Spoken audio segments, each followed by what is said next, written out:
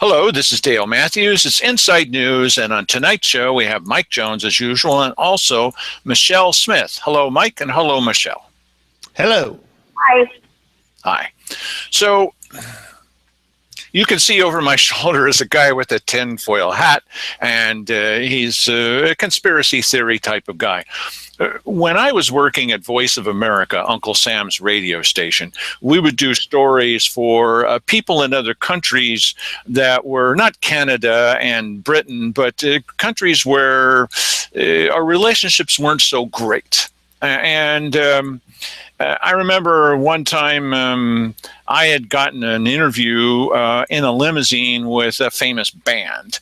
And shortly before I left there to go on to greener pastures, I had someone come up to me in the hallway. And I'd known this guy for several years and worked together with him. And he says, I've always wanted to ask you, Dale, why didn't they fire you when you cheated a certain guy here in the business, in the offices, out of an interview with the Beach Boys? And I said, oh, brother, you've got that exactly opposite. I helped him get the interview. Didn't you hear the interview that he did with him? He said, yeah, come to think of it, he did do the interview. I said, he got that because he was trying to talk with them. And some reason that wasn't clicking. So when I did, I said, can he come in and talk to you too? And he did.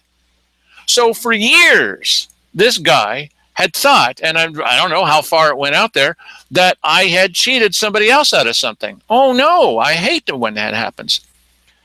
Bringing it here locally, when I was in the little back room, and you've heard this story a million times, with Keith Eck, and he said something that wasn't too bright, and we recorded it and put it out for everybody to see what he had said, and he didn't like that. He did say something that wasn't very smart. But worse of all was his reaction to it. And he said, well, these guys, and I think he meant Mike and I, that they doctored the videotape. No, we didn't. Now, it's bad enough that he made a mistake, but doesn't everybody make mistakes? Hey, that's okay. Not okay, but it's expected. It was really bad when he tried to claim that the tape had been doctored. It was really, really bad because the commissioners had their own copy of it that they make. And of course, the two matched. And Mike was good enough to put up the two waveforms, and you could see they were exactly alike, and they were in sync with each other. And there wasn't even an echo, as I remember it, when the two played at the same time. The thing that bothered me the most about that was, well, Keith Eck had used county resources to try to convince people that we had doctored the videotape. The thing that really got to me, and maybe it shouldn't, was that there are people even today who will tell you, well, you guys did doctor the videotape. No, we didn't. Didn't you see it? You did doctor. You did. Who's saying that? Well, one of them was Jan Ford. Oh. One of them. Okay. Okay. All right, so there are going to be people that well, I'm not convinced that she wears a tinfoil hat, but there are people who fall into that category. And it kind of okay now. Okay, I think I'm back in sync now. Yeah, you are. Yeah. There are people who are simply convinced that certain things are true that just don't make any sense at all. Well, first of all, why would anybody doctor that stupid videotape? And then once it had been proven that it hadn't been done, why would anybody continue to believe it? This is the same person with this one person that says this, that has said that we don't have a website. Not the definition of website, that this doesn't exist. There is no website. I don't understand that. And it was followed, but just to take this out to its logical conclusion here, that's not going to be possible for me. And that we had county officials who were saying that we didn't videotape things that we did videotape. And they were sticking to their guns. You didn't videotape it. We just played it. You didn't. Does this work?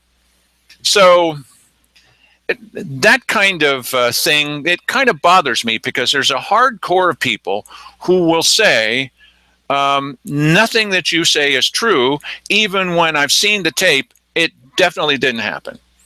So this kind of thing happened, in my opinion, when we had Ron Smith, who was a candidate for commissioner, came very close to being one of the finalists after the primary. And we had Ron on our show. And I know a couple of things about Ron, of things that he said in the past. I know this to be the case, but I didn't videotape it. I just happened to be at a meeting when he said it more than once. And I didn't bring it up on our show because I figured if he wanted to talk about it, he would. But there are some things, in my opinion, that if everybody knew, they might have questions about that. Ron preferred not to talk about that on our show. But he did call me. I thought you did. I thought you did bring that up on the show. No, I said, unless you're talking about something different. I did not talk about specifically about, and Michelle has seen this too, and I know that you have, and so have I. I did not bring up any specifics about it. He did not want to bring that up. He did not want to talk about it. And I said, well, there are some things out there that you may not wish to talk about. I think that's as close as I got. And he just moved on to the next subject or asked a question in return or whatever. He was doing a lot of that. Well, after the show was over, some of you may know this, is that Ron called me and he called somebody else. And he said, listen, I want you to take that show down. Oh, Ron, why would I do that? He said, well, I want you to take it down because you have no proof that I said any of those things. I said, Ron, I didn't say what they were, but I know that you did because I was there. Well, you don't have any proof, and you need the proof in writing, or you need to take it down. Okay. Brother, and I said, no, that's not going to happen. And I'm sorry you feel that way. I think what happened is he talked with his partner, Dee Lovelady, and afterwards they got pretty sensitive about the suggestion that perhaps there were things that he wasn't talking about. We all have things we don't want to talk about. I'm not going to talk to you about my bathroom habits. Come on, or anybody else. Michelle will at length, but not me. So, she's going to tell us about your bathroom habits. Yes. Well, that should be interesting. But Mike was the one that showed you his colonoscopy on this show. Yeah, right. So I think that people asked for it. They're asking for it, all right, just by watching the show. There are strange things that happen. I used to be I know I'm doing all the talking at the minute, but we're going to hand it over to Michelle in a minute. I used to be a volunteer firefighter in Wolf Creek. That's a long way from where I live, but I wanted to try to be helpful as a volunteer firefighter. I'm impressed by those guys. And so I talked with Steve Scruggs, who is the head guy over at the volunteer fire department in Wolf Creek. And while I did have to go through some of the basic training, everybody knew that I wasn't going to be breaking down doors with axes and pulling people screaming out into the streets. That's the job of the federal government. And so but I did go through the training. So I was climbing around on the top of a building just like everybody else, and putting on the emergency gear and all that. I was very dedicated to doing this, and was down at the fire station once or twice a week. Made a really good friend there that as I recall, I think I introduced him to the idea, but whatever. Well, I got a call back not long after Keith Heck and Cheryl Walker and Simon Hare came into office. It was a couple of months later. And it was a call from my pal. It says, Steve wants you to bring all your equipment back. And it's just the boots that you carry around with you and that kind of stuff. And I said, well, what's up? He said, well, he's gotten the word from one of the commissioners that you are getting up at a weekly business session and saying bad things about the Wolf Creek Fire Department. I said, no, I didn't. And which commissioner told you this? That's entirely false. And why didn't Steve call me? Well, Steve, I like Steve, and I like the Wolf Creek Fire Department, but he bought in to this story that was being told. And I was so disappointed that I didn't go down and confront him or just write him a letter. I was just so disappointed that he never talked to me. My friend didn't talk to me either. I wasn't standing up at a weekly business session saying anything about the Wolf Creek Fire Department, certainly not anything negative. And why would I do that? It just doesn't make any sense. So I was disappointed that somebody was saying something that didn't make any sense. So now move on to the next thing. Is several of us went to a meeting. Brian Pumbo has these meetings once a month where we talk about politics. And one of the people that came, two of the people that came was Ron Smith, who was running for office at the time, and his partner, Dee Dee Lovelady. And Ron was very upset at the moment. And I remember Raymond Smith was there. And Ron said to the group there, that he felt that I had gotten involved with convincing Raymond Smith to run for commissioner because they have similar names. And I said, Ron, are you thinking that I'm going around the whole county trying to find someone with a name that's similar to yours?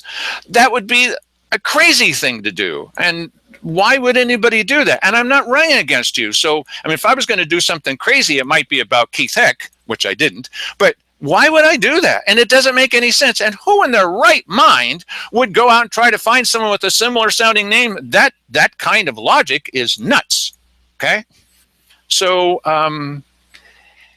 so this is where Michelle Smith and Raymond Smith get involved. Michelle, why don't you tell us your story of the call that you got from Ron Smith and what his contention was?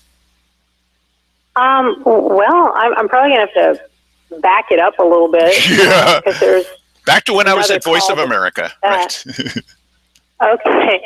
So, I mean, first off, I have never personally met Ron face to face. I've only had a brief interaction with him on a phone one time, and I don't know his wife or significant other. I've never met her either. So, I don't really have an impression of them one way or the other. I don't know about their personal beliefs, and I wouldn't be able to comment on that. So I can only really talk about this one incident, and I think it was, the best I can think of, a huge, some kind of misunderstanding is the best I could categorize it as. Ray and I have, batted around the idea of him running for county commissioner or a local political office for quite a number of years now. I mean, really thought about it since the election before last. And, Ray's always been interested in politics. He's never avoided talking politics with our clients. We run a horse shoeing business, and I think, a lot of people that run a business, you kind of avoid talking about certain things, religion, politics, He doesn't, and he's kind of, you could almost say amongst our clientele, he's almost known as like the political farrier, In fact, it's more the norm than the exception. And in fact, a lot of our customers are more interested in talking politics with Ray than talking about their horses, So we've got customers in Cave Junction and O'Brien and Selma. We work in Murphy. We work in Williams. We work in Grants Pass, Merlin, and sometimes Hugo. A good year, we might be working a couple hundred horses during the year. And over the last 13 years, he's been talking politics through it all, local politics, following things. And we've been asked, I don't know how many times by customers, gosh, why don't you run? You're a nice guy, you're an honest guy, you're really interested in it, why don't you run? And, we batted around, it wasn't quite the right time for us, or we didn't really, feel like we could do it. He thought he needed a little more experience, what have you. We've had customers even volunteer to be campaign managers if he ever did run. Sandy Casanelli, most notably, asked him to run and encouraged him to run in this particular election. So it's been out there. I think most people know we've got two children. They're both under the age of 10. Like I said, we run a full-time horse shoeing business. Ray's mom's in her 70s. Unfortunately, she's in extremely, extremely poor health. So we help her out all the time, and that's fine. That's what you should do for your family. We had an unfinished house, and we don't like to go into debt, so we peck away at it when we get the time and when we get the money. And sometimes you have the time, you don't have the money, and sometimes you have the money, you don't have the time. So, God knows it could be another 40 years before we get this thing finished, and well, so be it. We also have 2 cars that we drive. Thank God they're paid for, but they're both over 15 years old and have over 120,000 miles on them. So, if we weren't really personally and genuinely committed to running and made the decision ourselves, there is no way we would have, considered running. It just would make no sense unless we were into it. So one of our customers, she's been a customer for years and years, and she's not a neighbor. We actually live in different towns, but she's been a customer for years, and we've always talked politics with her as well. And I won't give her last name, but we'll just call her Carol. And she's been a friend as well over the years. You become friends with a lot of your customers, and it just so happens that Carol is also a very good friend of Ron and Dee Dee's, and we've talked politics with her for years. And she suggested, gosh, Ray, why don't you run for office? You'd be great. Why don't you do it? And so Ray signed up to run, and it wasn't long after he signed up. We were in Fred Meyer's, and I'm kind of convinced Fred Meyer must be like the cultural center of the universe or something. 'Cause we meet more people that we know in Fred Meyer probably than anywhere. Anyway, we're coming out of Fred Meyer, pushing the cart and the kids and all that, and we see Carol and her sister coming in. We're like, oh, hey, and we're pretty excited, and we're like, hey, Ray finally decided to do it. He signed up. We're running for county commissioner, and she's like, so happy. She's like, oh my goodness, that's awesome. I'm going to plan on voting for him, and that's wonderful. I'd really like to see him get in. So okay, we go into the car, and so a little while later, I don't know, a day or so later, a few days later, I don't remember exactly, but it's a pretty short time period. Carol calls up, and she said, I was just wanting to check which position is Ray running for. And I said, well, Cheryl Walker's seat, whichever number that is, he's running on Cheryl Walker's seat. And she's kind of bummed, and she says, oh, okay, well, I want to vote for Ray, and I also want to vote for Ron. And I said, well, if you want to vote for Ron, heck, vote for Ron. I know you know Ron, and I mean, there's no hard feelings. It's just business, it's politics. If you're going to vote for Ron, vote for Ron. And she said, well, could Ray switch seats? And I said, I don't know. I don't, at that time, I really didn't know. I didn't think you could. I thought once you signed up, you're signed up, and you got what you got. I didn't know you could change. And she said, oh, okay. And she wasn't sure either. And she said, I think, basically you and Ron would make such a good team. I mean, that's too bad. And I said, well, yeah, I don't know that we could switch. And to be honest, there's another guy who's running against Keith Heck that has apparently, been this local, government kind of watchdog guy, and he's got a lot of experience in local government. I mean, I guess for years now, and apparently he runs, he's running this online political chat show, and Ray just feels that guy's a good candidate and more experienced than he himself is, and he doesn't want to run against him either. And she said, well, who would that be? And I said, well, the guy's last name is Matthews, and I think at the time I told her your name was Dave, but then I realized it was Dale, so I said, okay, Dale, yeah, that's it. And, that would be the guy. And she said, oh, okay, so, that was the conversation up to that point. And we talked about some other random, totally unrelated stuff, and then we were kind of really musing about the fact that there would be 2 Smiths running for 1 seat, and would people get them mixed up, and kind of came to the conclusion that probably not. It's probably not really a going concern, because if you're going to put Ray could run as Raymond, and everyone knows Ron as Ron. You could put photographs of yourself on all your signage. They look absolutely nothing alike. I've seen pictures of Ron, although I've never seen him in the flesh, and he and Ray couldn't look more different. Different hair, different skin tone, different facial structure. I mean, it's totally different. And we're like, yeah, no one would get that mixed up. They also, if you put pictures in the voter pamphlet and you got 2 different statements, yeah, who the heck's going to mix that up? And, plus, well, heck, Smith is, according to U.S. Census, I think the most common surname in the U.S., and Incidentally, it's also the most common name in the UK and Australia. So I guess if you're running an election in a small town in America, it's pretty inevitable. Eventually, you're going to run across a bunch of Smiths that are running. And I think voters are pretty smart. And she's like, yeah, okay. So that was pretty much the conversation. And, we hung up.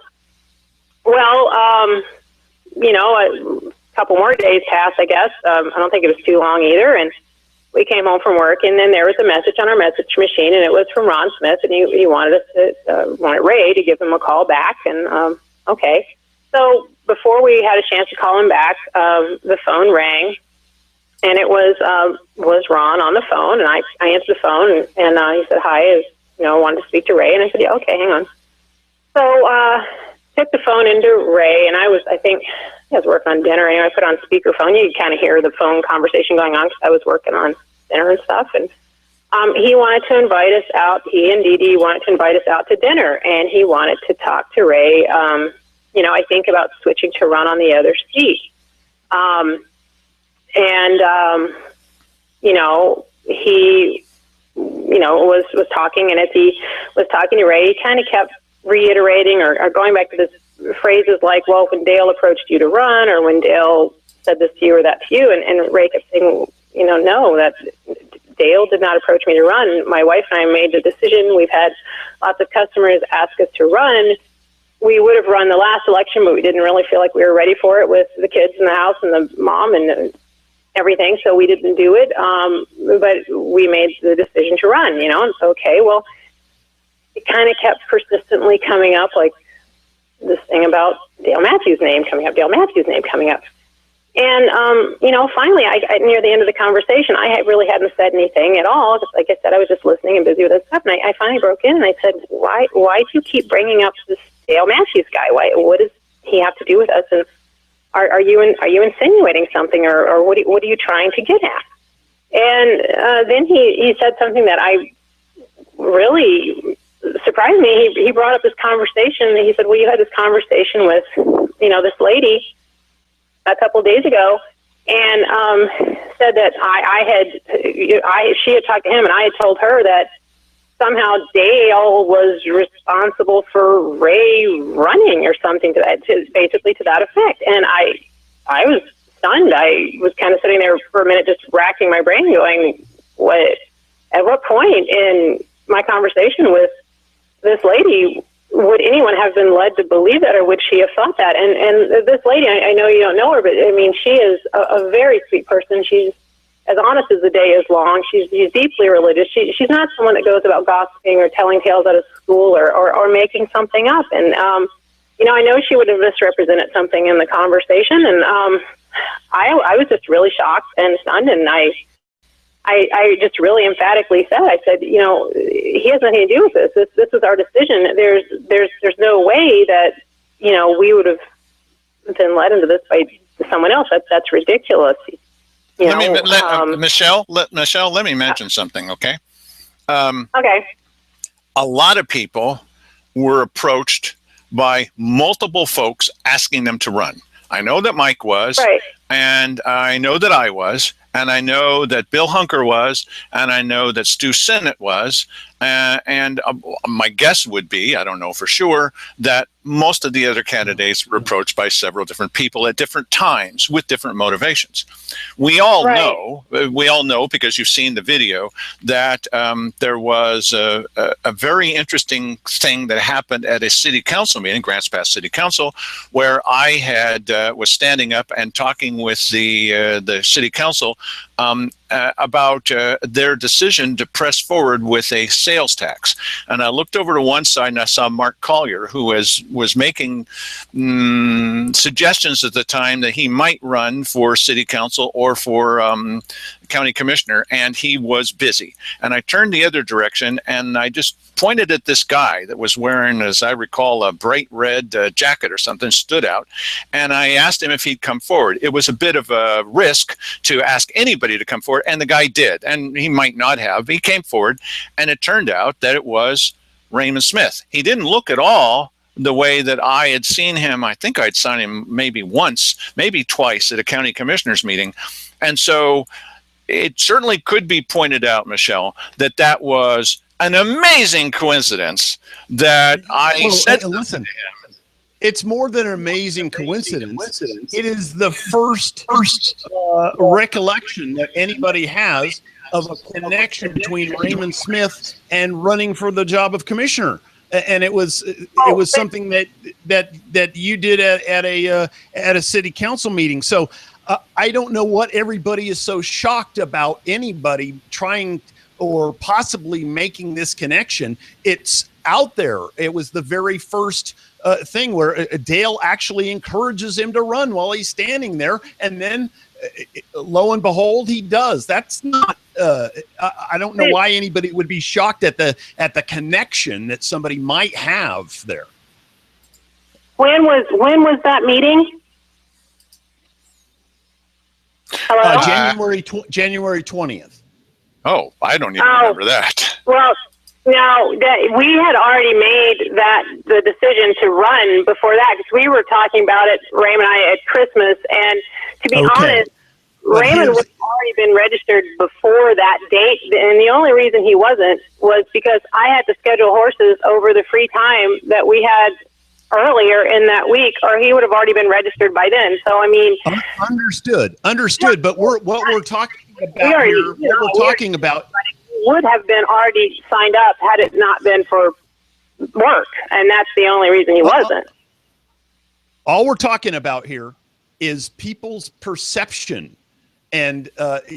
So don't be shocked. Perception, but it's not correct, and the funny thing is I think Dale just mentioned something about when he had seen Raymond before, and for people who don't know,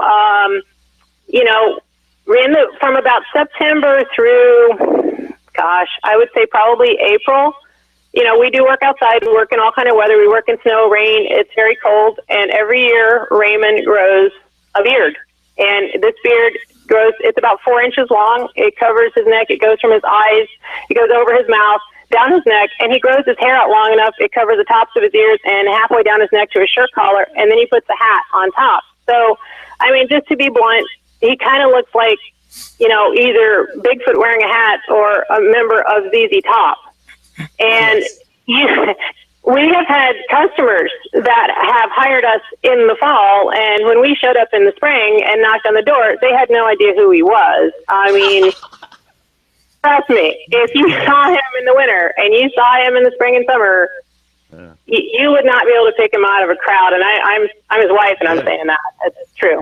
And Michelle, just to be clear about this, it is no one should be blamed for thinking there's a connection between myself and Raymond Smith based on that meeting. I'm not saying that. I can see why you would have that. Yeah, absolutely. I mean, but that's not what this is about. I'm not saying that would be crazy connection to make. No, it would not be a crazy. But that's not what this is about. What I am saying is it's not. It's actually not what happened, and that's just the fact of the matter. And I mean, it really does go back. I mean, if you're thinking about it, it's not logical. Because I mean, what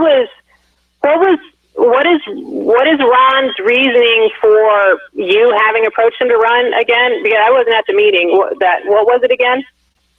Well, and this is what it really comes down to. Not the question of whether there was any connection between myself and Raymond Smith at that time. What it comes down to me, and this is where this picture comes into play. What it comes down to is Ron Smith came to the conclusion then that I was looking for someone with a similar name that would run against Ron to confuse people.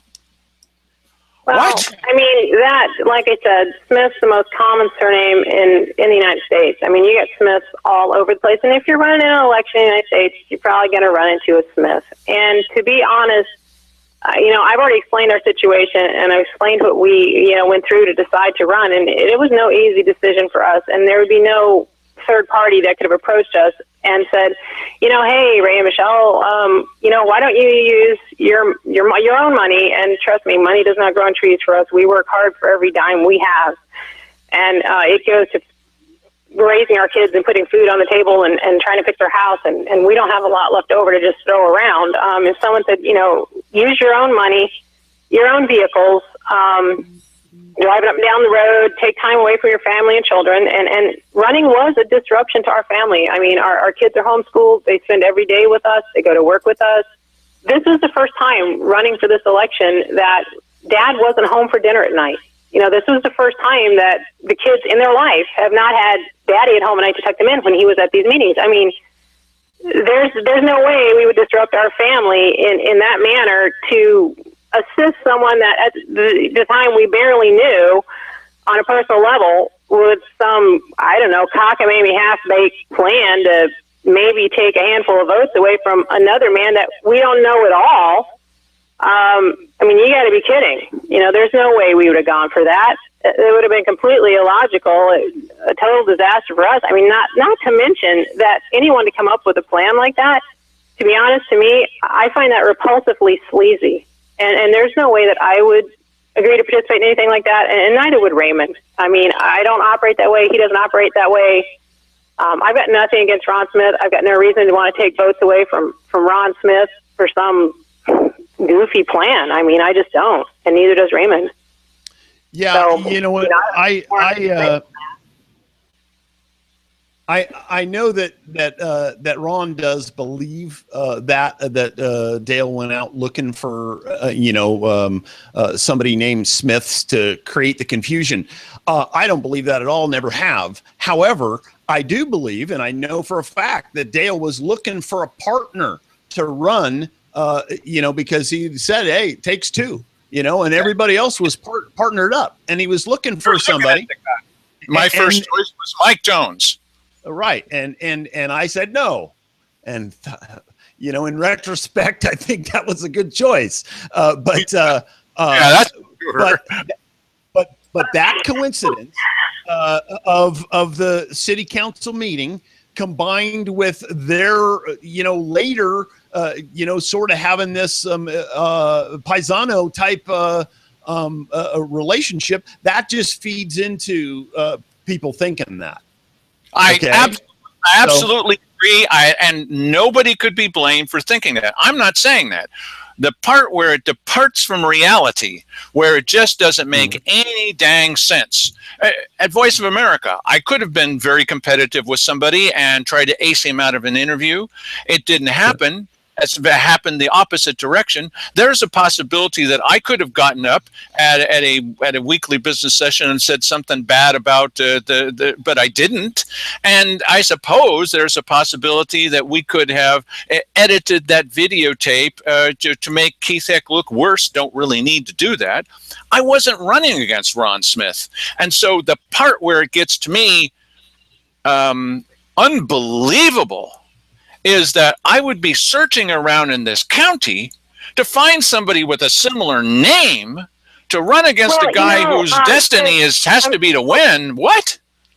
Well, I think there's something else too. I mean, if I was in Ron's shoes and I really thought that someone was running against me for some, like I said, cockamamie name confusion scam or something, and that person wouldn't switch, I mean, I would just change and run to go to the other seat. So, I don't know why, if Ron really thought that and thought there was a name problem that wouldn't be resolved using photographs and using full names or something to that effect, I don't know why Ron would not have gone and just run on the other seat. I have a suspicion. Would you like to hear my theory on that? Sure. I believe that there was somebody running in the other side of that who was being financed by the same people that were financing him, or that he considered to be the other guy, the other side of his thing, that he was not speaking about. I don't know. I don't know. Like I said, this is our first time out the gate doing something like this, so I don't know. I couldn't say. Well, and I'll tell you. Out there. I mean, if it were me, I'd just be like, well, heck, I'll just move, because I mean, he had a very big following. A lot of people love him, and I know they'd vote for him regardless of who he was running against. Well, another thing happened, which was kind of interesting along those same lines. I'm going to try to get the number here for you. Over 500 people voted for Mark Kelsey. Now, go figure. 500 people. They couldn't have found Mark Kelsey in the voters pamphlet because he wasn't there.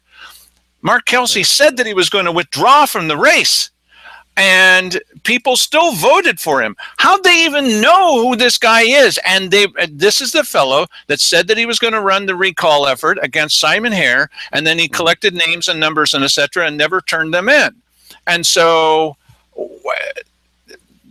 people were, 500 people were convinced that they wanted this guy to be a county commissioner. That just defies logic to me. Yeah, it does to me too. Because the guy,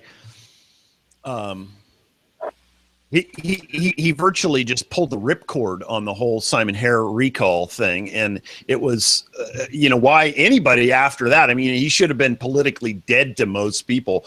But you know what? Maybe he runs a couple of popular Facebook pages, which have thousands and thousands of followers. So actually, I'm actually surprised he didn't get more people voting for him. But he wasn't running at that point. And I think that was pretty widely known, even on his Facebook page. Yeah, he said on the Facebook sites that he's not running. There were people who were so ready to believe that he was the right guy that they voted for him anyway. Now, another thing that you know what, and that's almost like a none of the above deal. Really, Michelle had mentioned something about Sandy Casanelli. One that came back to me was this came back to me a couple of years ago, where we were stopped. I was stopped by the former. A person who used to work for the county. And he said, by the way, I don't know if you know this, but the word's really getting around about you, Dale. And I said, word getting around about me. He says, yeah, that you're gay and you used to live with Sandy Casanelli. Yes. What? And Sandy just laughed. You know what her laugh is. It's just as infectious as Mike's laugh. And this came up again, and it was being repeated by the Ron Smith guys, that I used to live with Sandy Casanelli and that I'm a socialist. If you ever watch this show, I'm probably more liberal than some of our viewers, but I'm not a socialist. Why in the world would this guy, I'm not running against him. Why would he be telling people such things? Now, I wouldn't vote for the guy. No matter. They probably felt threatened. Yeah, it must be. Yeah. And it's one thing when you got one person saying this stuff, then you can say, well, okay, that guy's like this. That's possible. But then other people are buying into it. And that's the part that gets me. It's the other people that buy into this. What is wrong with people? Well, about it. Yeah, but unfortunately, if you didn't witness something firsthand, then all you have to go by is what somebody tells you, and then you speculate about that. And we know how that works.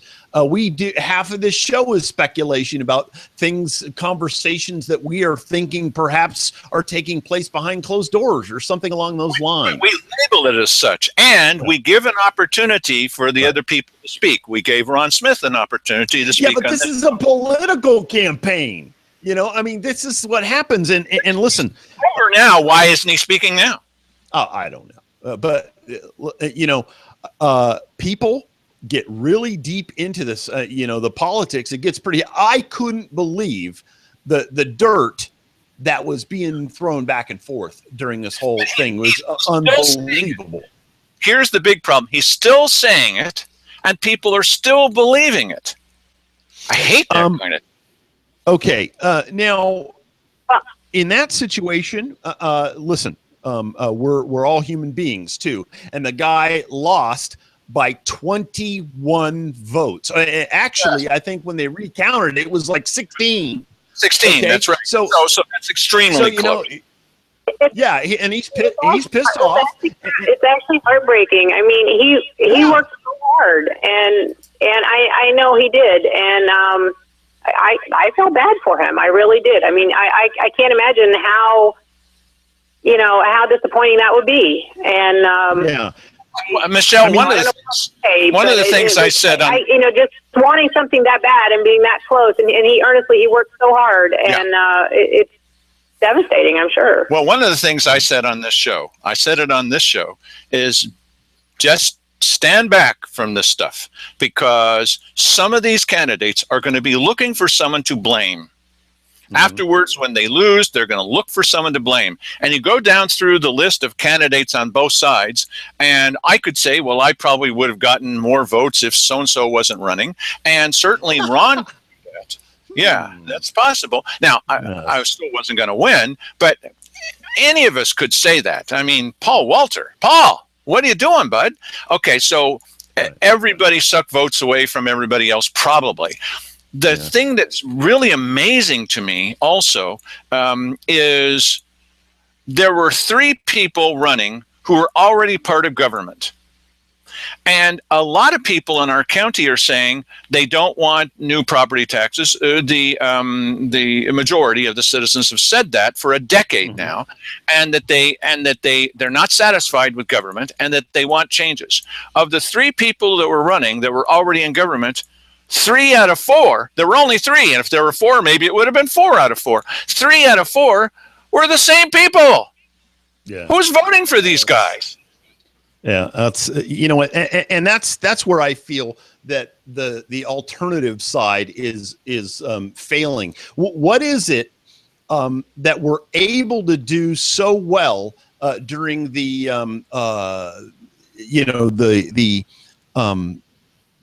levy campaigns that we're not able to do in a situation where we're trying to replace establishment with alternative candidates? There's clearly, something that we're not doing as well. And maybe it's just that it's fractured up between so many people. Some people, buy into that, and other people say, oh, poo-poo, it's an in. And I've heard people who I respect very much say that the churches had a lot to do with this, and they put a lot of money behind, and they had congregations of people who would go out and give their recommendations to the community, and who's to say? Michelle, but we better figure it out. Michelle Smith is to say. Michelle, what's the reason for this? I'm still here. I'm just sitting here watching quietly. I don't know. It seems like if you want an alternative candidate and you're gonna, like this last time, end up with a field of 6-8 people running, where you're gonna have votes scattered all between them.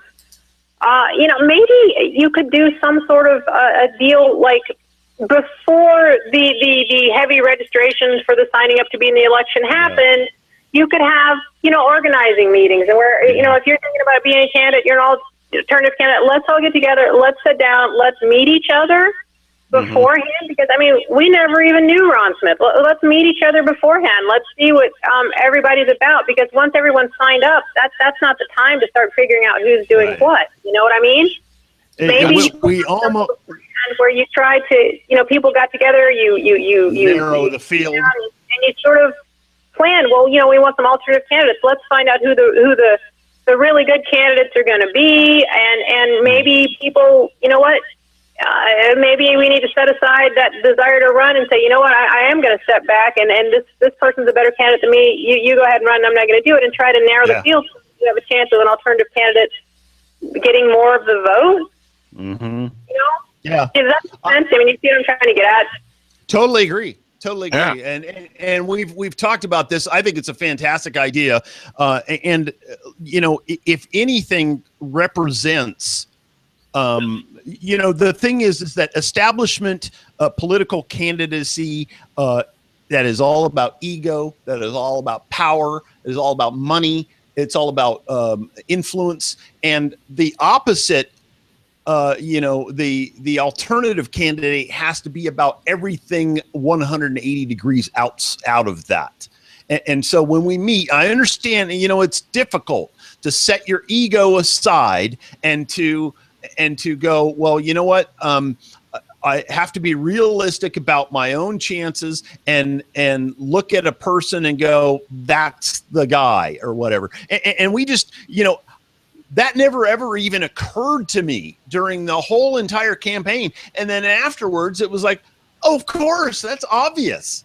It's obvious now. But during the thing, just need to remember this in 2 or 4 years. I guess if you wanted to take a more, I don't know, cynical, maybe some would say realistic. I mean, there would be those that said, well, that won't stop other establishment candidates from flooding the field. You could have, your little organizing group for the alternatives, and then I guess the establishment folks could say, well, we're going to counter that by just flooding the field ourselves. I mean, there's always but it's an idea, Yeah, but here's the thing. Would it appear so numerous and so disconnected where, like I said, everybody's meeting everybody after they've already signed up to run kind of thing, Yeah, but the establishment candidates I'm a political newbie. I mean, this is the first time I've ever been close to anyone who was running for anything outside of maybe, fourth grade class secretary or something. So, yeah. Well, this time, though, the establishment candidates didn't flood the field. They had a very limited number of candidates in there, and everybody else flooded. And what happens is you take the alternative vote and you diffuse it out amongst 15 candidates, and then you've got, Well, the only people, because the establishment people are gonna vote for the establishment candidates. That's what they're gonna do, and there's a certain set number of those. The only people that I know of that were actively encouraging other people not to run: Mark Seligman, Tony Webb, and Ron Smith. Now, Tony Webb told me, there's no way you're going to win. She was convinced she was going to win, and she was trying to lobby me to drop out. Mark Seligman was trying to lobby everybody that was running against Cheryl Walker's position, all of them to drop out so that he would be the heir presumptive.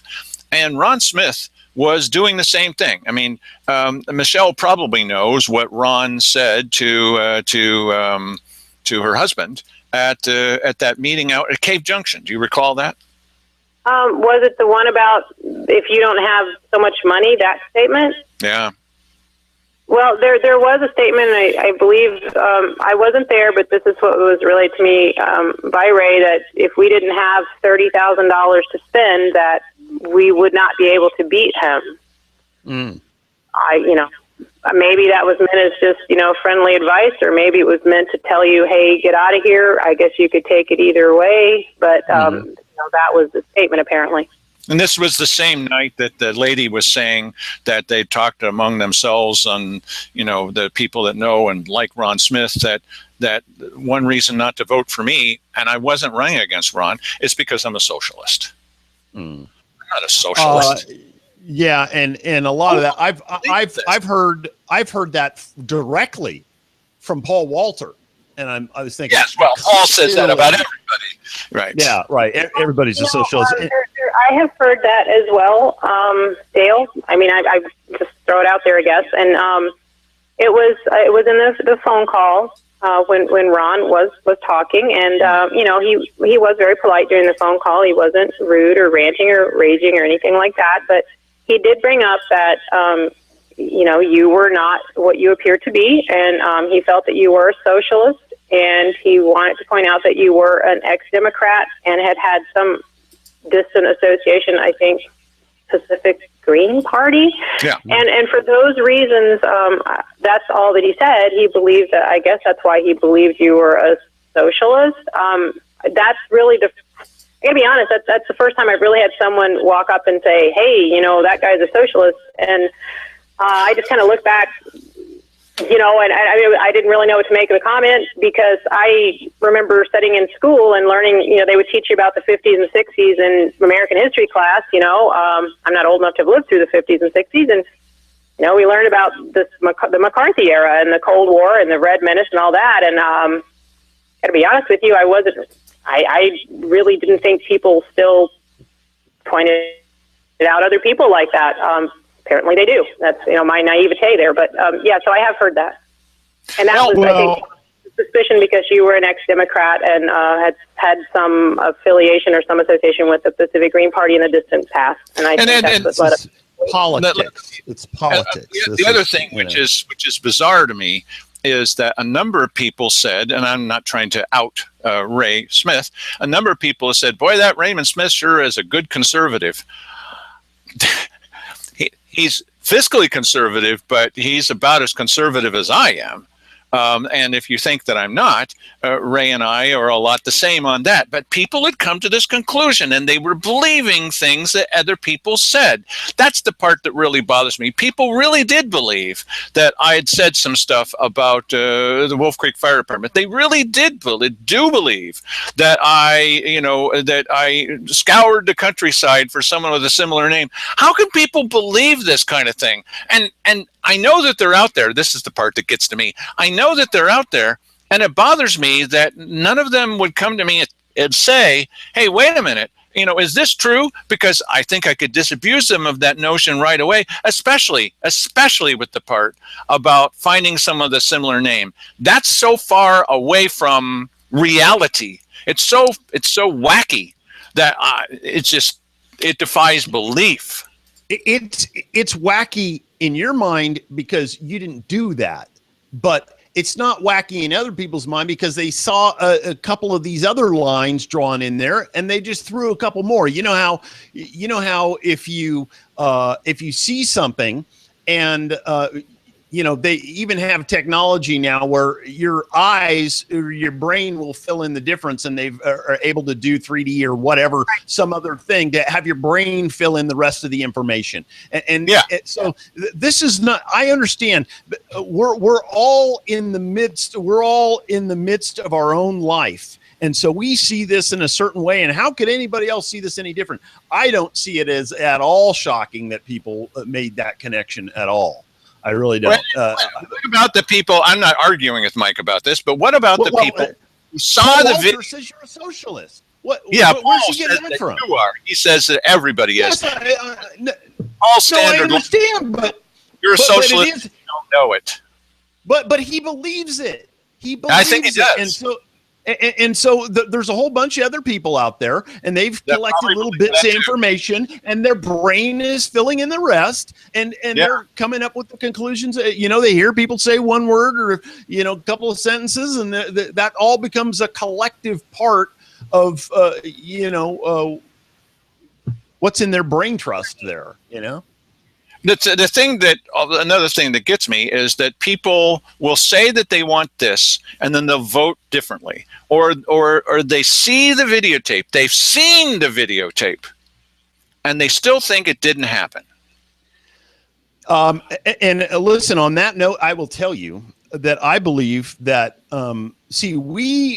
we're pushing towards a thing of wanting people to vote for alternatives, and we want alternatives, and here's the reason why we want alternatives. I got 50 of them. Okay. But in reality, we're sort of deceiving ourselves, because when the levy goes down, it goes down because people don't want to pay the tax.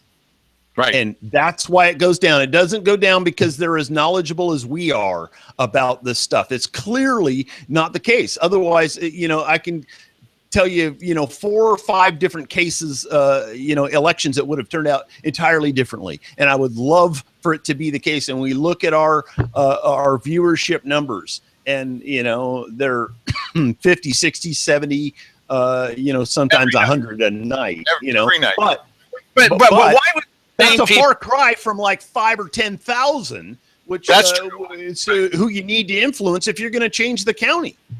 Right. And then my other question is, why in the world would these people vote for a couple of candidates who are dedicated to raising their property taxes? Why would they do that? Name recognition. No, listen, it's clearly, see, you're still thinking that, hey, they know these people because I know them. They don't know who we are. They don't know who we are. They don't know who they are. They just go, I heard that Keith Heck guy. Heck yes. Heck yes. That sounds good to me.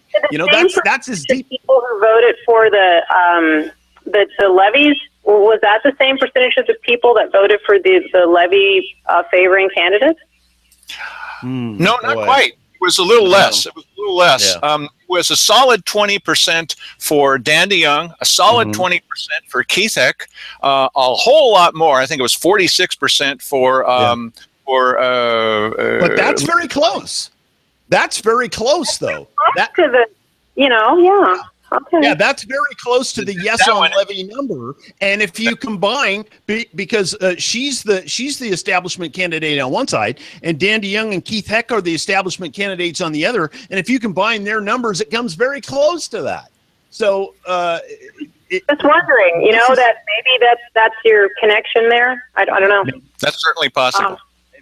Can I just? There's what this is. I don't want to interrupt you. I feel kind of rude jumping in. Oh no! Wait, you're the guest, so eat the last cupcake. Go ahead. Okay. One thing on the, we were talking about the phone call that I had with this lady. We'll call her Carol earlier, and I didn't actually get to finish that story up. I had mentioned, when we were on the phone with Ron, and I was really trying to rack my brain as to what would go on. It had happened or been said in the conversation that she and I had that would lead her to, or him to, say something that would, he would think that Ray and I had been put up to doing this. So I did reach out to Carol, and I did try to just sort it out. And she did call me back, and she said, I said, "What do you remember the conversation?" And she reiterated to me exactly. I remembered it. And she said, I did not say that. I did not say that you were put up to run. In fact, she did state to him, according to her, that she told him she herself personally had asked Ray to run a long time ago, that she talked to us politically for years, and that, in fact, she and her husband had even talked to Ron and Dee Dee during a visit, and at some length had said, no, this isn't the case. There was nothing in the conversation with Michelle that she and I had that ever, indicated that in the slightest. But he's saying Michelle, he's saying exactly the opposite, that Carol confirmed that this was all true.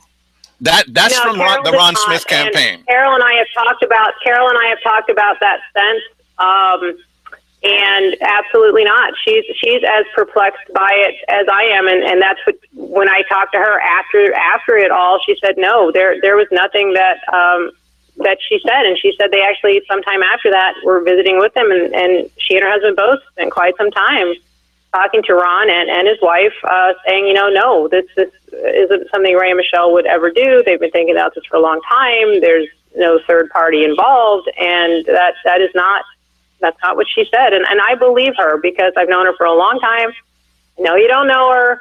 I know she's not sitting here right now, but she's an extremely honest lady, and she would not have told them one thing and then come back to me and told me something else. I mean, she doesn't play games. It's not her nature, and it's not mine either. And I just wanted to throw that in there, that I did try to follow up on that and figure out what on earth could have been said to have led to that conclusion, and according to her, there was nothing that she said that would have led to that conclusion. And it might go back to what you were saying earlier, Mike, about people, they hear a couple statements like, well, he doesn't want to run against this other guy because he thinks this other guy is the stronger candidate, or he wants to stay, and maybe you fill in the blanks in your own mind and think, well, it must be because of this or that, but that was never said because that this or that, having someone set you up to run, is not, and never was the case. So I agree with that. I agree with that and I'll add something else in there. I know that Ron does not like Dale. Okay. I know that now. I know. No, I know that now. He's made it pretty clear. So, it may well be that, that's a flavor in this too. That's influenced his thinking about this. Now, whether he thinks that's what that woman said, or whether he's throwing that information in there himself because of feeling dejected and rejected, who knows? But so, you know what? Listen. The thing that would bother me is that you know, if he has a personal issue with Dale, or Dale had a personal issue with him, or whatever the case may be, you know, if it were me, I would not bring a third party into that disagreement. I would not assume that.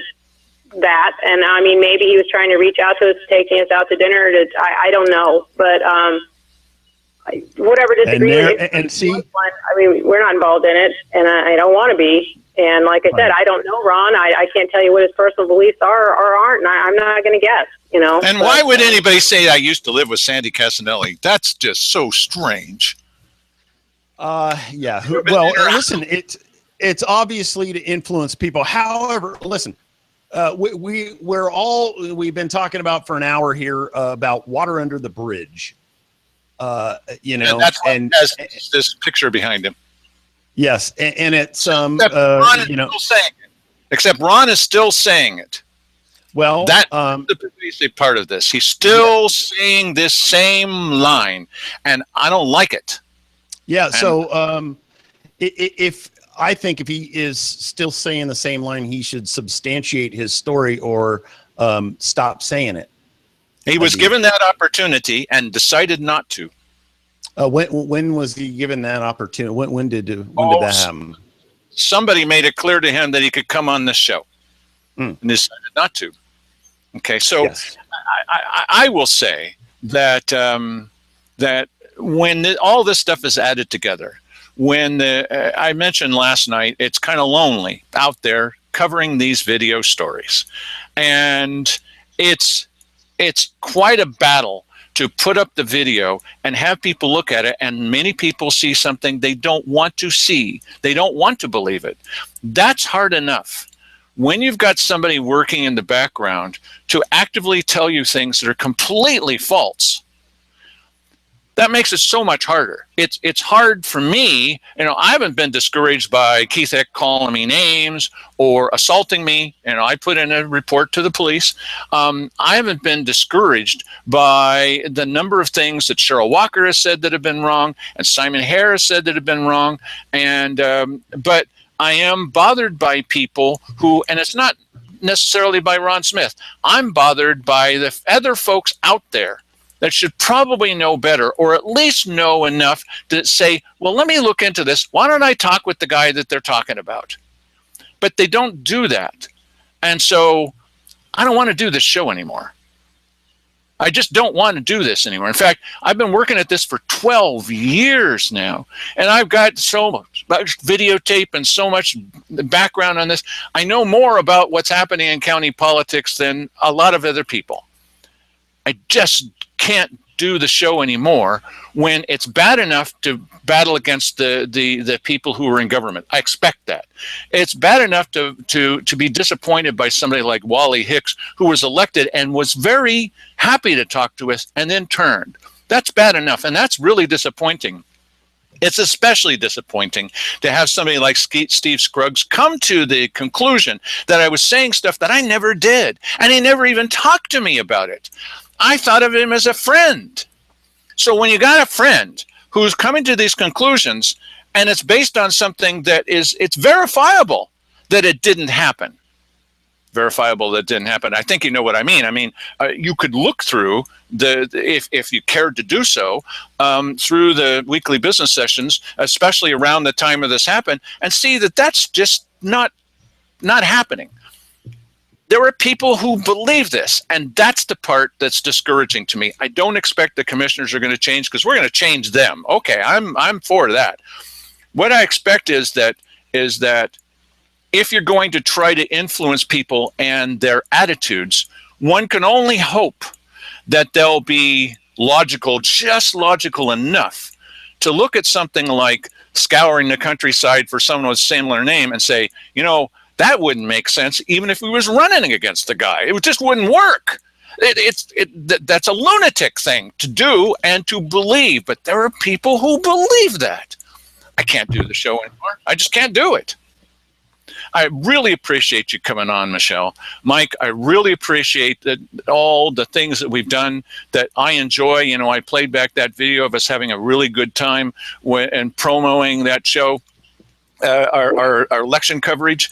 People have come to depend on us. Some people have come to depend on us for news that they're not going to get from the Courier and KJO and from the commissioners and any other place.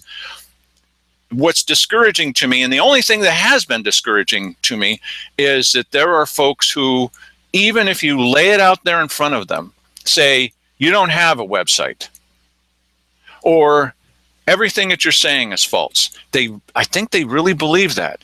And there's no influencing them. It's not that I see that there's no value in the show or no value in the 12 years I put in on covering these stories. I believe there is a value, but you like to see that there are certain beachheads that you take and people say, okay, I'm convinced, you've shown that to me. I don't like it, but I'm convinced. To be thrown back into the sea, that's just too much for me. So I'm going to find something more happy and profitable, probably not, more happy for me to do that makes maybe some permanent positive changes for the community, or at least my community of people that I know, because I see us losing ground. I see us just losing ground. And when you've got folks who, no matter what you say and no matter what proof they see, they still come to these conclusions, it's a little disheartening. It's not because of the commissioners, it's because of the citizens. Thank you, everybody, for talking with your neighbors. Really appreciate the fact that you've liked the show. And I'm done.